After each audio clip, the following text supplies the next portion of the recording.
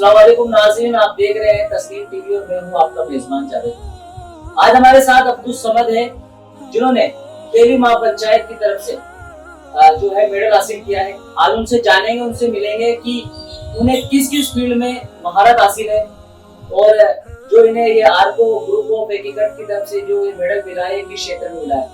तो बहुत बहुत शुक्रिया समद हमारे से बात करने के लिए। तो पहले तो आप हमारी जनता को बताइए, अपना परिचय दीजिए कि आपका नाम क्या है। वैसे अब्दुल समद, मेरा नाम अब्दुल समद है और मैं अल्हम्दुलिल्लाह हाफिज़ कुरान हूँ और मैं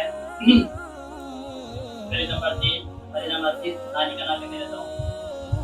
समद ये बताइए कि जैसे कि आपने बताया कि आपको जो मेडल मिला है आर्को पैलेस की तरफ से मिला, आर्को पैलेस को मिला है, तो किस फील्ड में मिला है? आपने ऐसा क्या परफॉर्म किया था?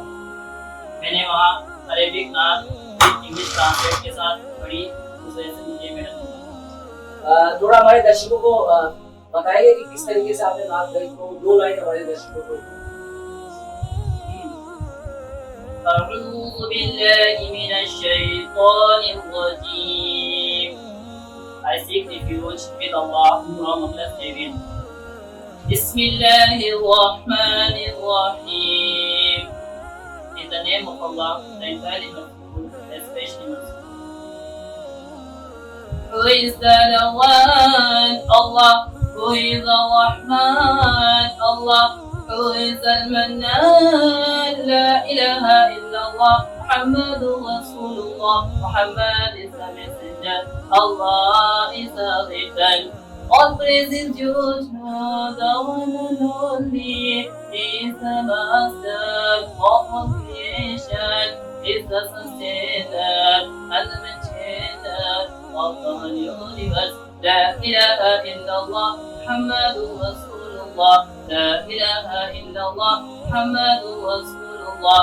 La ilaha illallah. Muhammadur Rasulullah. माशाल्लाह, ऐसा टैलेंट ही समद ने जो नात गाई माशाल्लाह बहुत ही खूबसूरत है। साथ ही इन्होंने जो ट्रांसलेट किया है अरबिक विद इंग्लिश, ये माशाल्लाह बहुत ही काबिल तारीफ है और इसी वजह से इन्हें जो है इनाम से नवाजा गया है, इन्हें मेडल मिला है आर्को पैलेस की तरफ से, आर्को पैलेस एकीकृत महापंचायत की तरफ से। और माशाल्लाह समद से हम और भी चीजें जानेंगे कि समद का क्या रूटीन है। और समद जो है हाफिज कुरान भी है, जैसे कि समद ने बताया।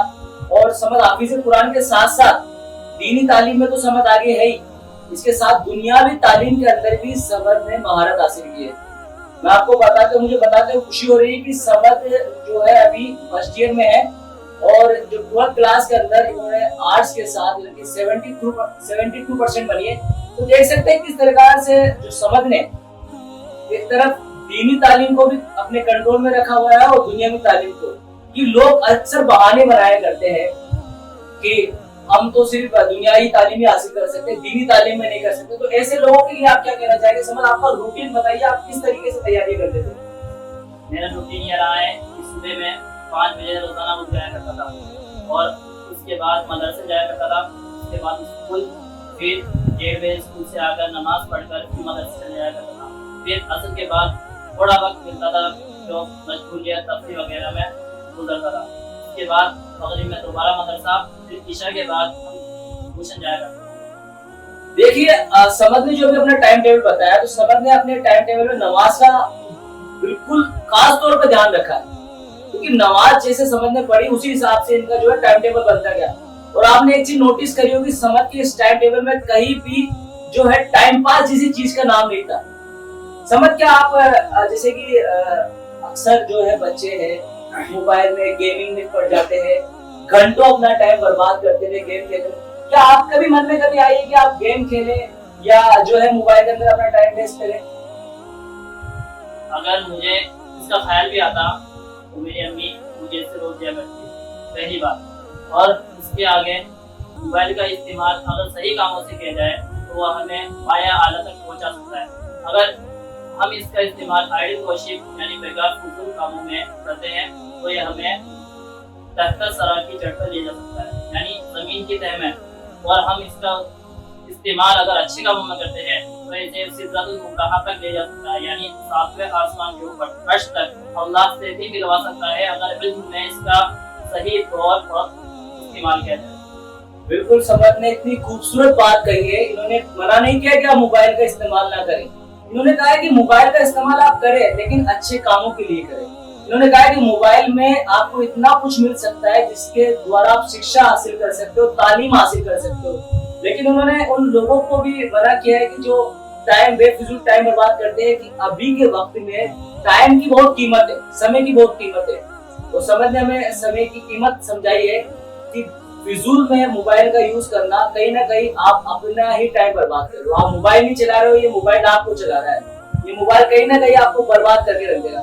समझ में आपसे ये भी जानना चाहूंगा कि जिस प्रकार से हमारे जो बच्चे हैं वो अपना टाइम मोबाइल में जो बर्बाद करते हैं, ये साथ में जैसे कि यारी दोस्ती भी कुछ ऐसी हो जाती है कि घंटों रो पे बैठ के बातें करना, टाइम का कोई पता नहीं, रात को 11 बज रहे हैं, 12 बज रहे हैं, रोड के बाहर शोर शराबा करना, साथ में जो पड़ोसी रहते हैं, जो घर के अंदर रहते हैं, वो परेशान रहते हैं। तो ऐसे लोगों के लिए आपका क्या मैसेज है? क्या वो अपना टाइम सही जगह लगा रहे हैं, या अगर वो सही जगह नहीं लगा रहे हैं तो उनको क्या करना चाहिए, और इससे क्या गुनाह है अगर वो किसी को परेशान कर रहे हैं तो? जी समझ। पहली बात मैं शुरू करता हूँ आप सल्लल्लाहु अलैहि वसल्लम के नाम से, जिन्होंने फरमाया कि अपने पड़ोसियों का ख्याल रखा करो। अगर पड़ोसी तुमसे नाराज है तो समझ लेना कि जहन्नम की आग तुम पर आएगी ही आएगी, जन्नत की नसूख हो गए अगर तुमने पड़ोसी को परेशान किया तो। और दूसरी बात, रातों को बैठना बाहर, तो ये फिजूलियात है, ये भी आइडल वर्शिप में ही आती है। अगर तुम इसके अंदर आते हो तो कभी भी काम नहीं। बिल्कुल, सबद ने जो है आप सल्लल्लाहु अलैहि वसल्लम का नाम लेकर उनकी हदीस बयां कही है, और उन्होंने कहा है कि आप अगर अपने पड़ोसी को तकलीफ देते हो तो आप कहीं ना कहीं बहुत बड़ा गुनाह कर रहे हो। और समझ से हम ये भी जानेंगे कि समझ ने जो है किस तरीके से अपनी जो है स्कूली पढ़ाई को मेंटेन किया। समझ कहीं ना कहीं आप हाफिज़ कुरान हो, आपको मदरसे के लिए भी टाइम देना पड़ता था, और साथ ही साथ में जो है आपको अपनी दुनियावी तालीम में भी टाइम देना पड़ता था। और दोनों में माशाल्लाह आपने पकड़ अच्छी बनाई रखी है। तो किस तरीके से मेंटेन किया आप? मैं सुबह फजर के बाद मदरसे जाया करता था। 6:30 बजे से मेरी छुट्टी हो जाती थी मदरसे जी। इसके बाद मदरसे वाले खुद कहा करते थे कि तुम स्कूली तालीम में भी आला से आला दर्जा हासिल करो। मेरे मुफ्ती मुमताज साहब ने कहा मुझे कि समझ, do you want to be an IAS officer? I replied there, yeah मुफ्ती साहब, I want to be an IAS. So that उसके बाद मैं then after 7 o'clock 7:05 मैं स्कूल जाया करता था। फिर वहाँ से लीव past 12 यानी 12:30 बजे मेरी छुट्टी हो जाया करती थी। उसके बाद मैं नमाज पढ़कर ज़ोहर की, उसके बाद दोबारा मदरसे जाया करता था। उसके बाद असर में थोड़ा वक्त मिलता था जो किताबों में और तफरीह वगैरह में मशगूलियत ना मत। उसके बाद दोबारा मदरसे जाना होता था 6 साढ़े 6 बजे से। उसके बाद फिर दोबारा छुट्टी। ईशा के बाद मैं ट्यूशन जाया करता था स्कूली तालीम के लिए, क्योंकि वो भी आज के ज़माने में बहुत अहम हो गई। बिल्कुल, समझ ने कहा कि जिस प्रकार से ये दुनिया के साथ में चलना है, तो उस वजह से समझ जो है दुनियावी तालीम को भी टाइम देते थे। और माशाअल्लाह जब आपके इरादे नेक हो, आपका दिल सच्चा हो, तो अल्लाह आपको हर क्षेत्र में हर चीज में कामयाब करता है। इसका जीता जाता हुआ उदाहरण हमारे साथ समझ है। और माशाअल्लाह समझ ने अपना टाइम भी अच्छा मेंटेन किया। और समझ आपकी एज क्या है अभी? मेरी उम्र अभी 18 साल। माशाल्लाह 18 साल का बच्चा है, और अभी से इसे टेंशन है कि इसे आईएएस ऑफिसर बनना है। मतलब उसने अपना जो ड्रीम है, अपना जो सपना है, पहले से डिसाइड कर दिया है। अमूमन हम देखते हैं कि हमारे जो आसपास के 18 या 19 साल के बच्चे होते हैं, वो हवाओं में बातें करते हैं कि मैं तो ये बनूंगा, लेकिन जमीनी हकीकत उनकी कुछ और होती है। हम किसी पे तंज नहीं कस रहे, लेकिन हमें बताना चाहते हैं कि आप अपने माँ बाप के लिए एक सपना हो, वो आपको पूरा टाइम देते हैं, आपके लिए ऑफिस जाते हैं, या आपकी अम्मी जो कभी जिंदगी में छुट्टी नहीं करती, वो आपके लिए मेहनत करती है, और वो आपसे ये चाहती है कि उनका जो बच्चा है सही लाइन में हो।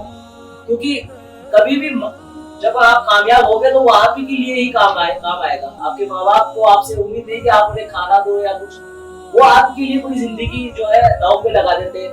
और आपसे यही उम्मीद करते हैं कि उनका बच्चा एक सही लाइन में चला जाए। ऐसे में कई बच्चे ऐसे होते हैं जो सही लाइन में तो जाते नहीं, साथ के साथ अपने माँ बाप को भी जो है बुरा भला लोगों से सुनवाते हैं।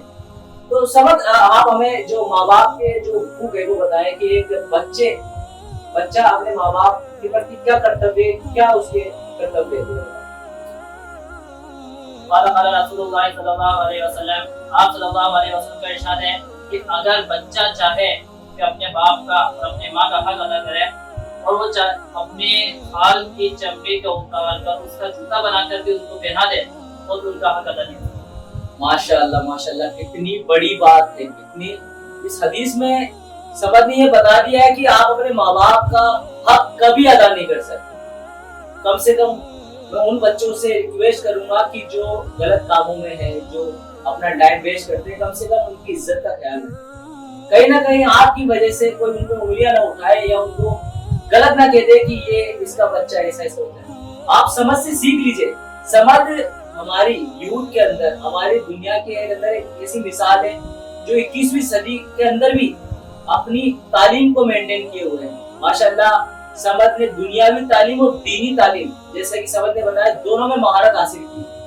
कहीं ना कहीं आपको भी समझ से सीख लेनी चाहिए। समझ एक मैसेज बच्चों के लिए जो आपको देख रहे हैं कि उन्हें किस तरीके से अपने आप को मेंटेन करना चाहिए, किस तरीके से जो है अपना टाइम टेबल शेड्यूल करना चाहिए अगर वो वाकई में पढ़ना चाहते हैं, क्योंकि कुछ ऐसे बच्चे भी आपको देख रहे हैं जो आपसे कुछ सीख लेना चाहते हैं।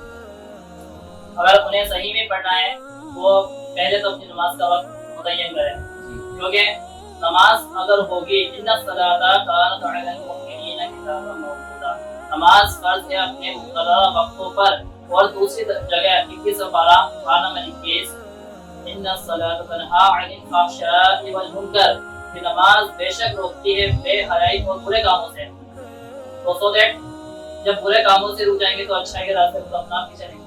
माशाअल्लाह, हमारे इस प्रोग्राम का मकसद किसी को तेज नहीं पहुंचाना है। हमारा प्रोग्राम का मकसद यही है कि जिस प्रकार से समद ने एक कामयाबी हासिल की है और समद के दिल में भी ये फिक्र है कि उसके जो दीन के बच्चे हैं या जो भी हमारे भारतीय बच्चे हैं वो भी कहीं ना कहीं देश का नाम रोशन करे, माँ बाप का नाम रोशन करे। हमारे साथ समद के जो है गार्जियन भी है, हम उनसे जानेंगे कि किस प्रकार से समद का शेड्यूल रहता था और किस हिसाब से वो मैनेज करते थे। जी बहुत बहुत शुक्रिया तस्लीम टीवी से बात करने के लिए। आपका नाम? असगर जी, हमें ये बताएं कि जिस प्रकार से समद मेहनत करता था तो आपको तो प्राउड फील हुआ आज समद ने ये मेडल हासिल किया है। आपने समद को मेंटेन कैसे किया? समद के जो टाइम टेबल को आपको कभी कोई परेशानी आई? बच्चे के हमें लगन लगी पढ़ने का शौक, मैंने इसकी कोशिश समझ। माशाल्लाह, आपने पूरी कोशिश। आपके समझ के अलावा और भी आप किसी को जो है शिक्षा दे रहे हो या समझ की लाइफ में बच्चे हैं और शिक्षा दे रहे हैं, तो ये आती है हो गई और उससे छोटा वो आले को कोर्स कर रहा, दूसरा वो हदीस कर रहा, बच्चियां पढ़ रही है। माशाल्लाह माशाल्लाह, मतलब आपने घर के अंदर पूरा ही जो है दीनी मामला जो है दीन फैला रखा है और साथ के साथ आप दुनियावी तालीम भी अपने बच्चों को दे रहे हैं। ये बहुत अच्छी बात है। आप सिर्फ काम क्या करते थोड़ा बताएं? पेंटिंग। माशाल्लाह, पेंट्री का काम करते हैं असगर भाई और साथ के साथ उन्होंने घर को भी मेंटेन किया हुआ है। उन्होंने ये चीज दिखा दी है कि अगर आपके दिल के अंदर अगर इरादे मजबूत हो ना तो आप अल्लाह ताला की मदद आती है। अगर आपके इरादे नेक हो तो आप अच्छी से अच्छी तालीम अपने बच्चों को दे सकते हैं। कई लोगों में मिलते हैं जो बहाने बनाते हैं और बच्चे भी कई ऐसे मिलते हैं जो बहाने बनाते हैं, जो पढ़ नहीं सकते। ये हमारे साथ असगर भाई और समद भाई, ये दो ऐसी शख्सियत बैठी है जिन्होंने ये साबित कर दिया है कि काम जो है अगर नेक इरादे हो तो आप आसमान की बुलंदियां भी छू सकते हो। समद, बहुत बहुत शुक्रिया हमसे बात करने के लिए। बहुत अच्छा लगा आपसे मिलके और आपसे मिलके बहुत अच्छा लगा। बहुत बहुत शुक्रिया तस्लीम टीवी से बात करने के लिए। तो ये थे हमारे साथ समद और असगर भाई जिन्होंने अपने नेक इरादों से समद को जो है दीनी तालीम और दुनियावी तालीम दिलाई और माशाल्लाह समद ने एक मुकाम हासिल किया और समद का इरादा है कि वो भविष्य में IAS ऑफिसर बने। हम अल्लाह ताला से दुआ करते हैं और सभी दर्शकों से रिक्वेस्ट करते हैं कि वो भी दुआ करें कि समद अपने सपने पूरे करें। और जो बच्चे हमें देख रहे हैं उनसे भी हम रिक्वेस्ट करते हैं कि वो अपने माँ बाप का कर्ज कभी नहीं चुका सकते, कम से कम उनकी इज्जत बनाए रखें, उनके सपने पूरे करें और समझ से ये सीख जरूर लें। तो तस्लीम टीवी के लिए मैं जावेद खान, कैमरामैन मोइन के साथ, आदाब।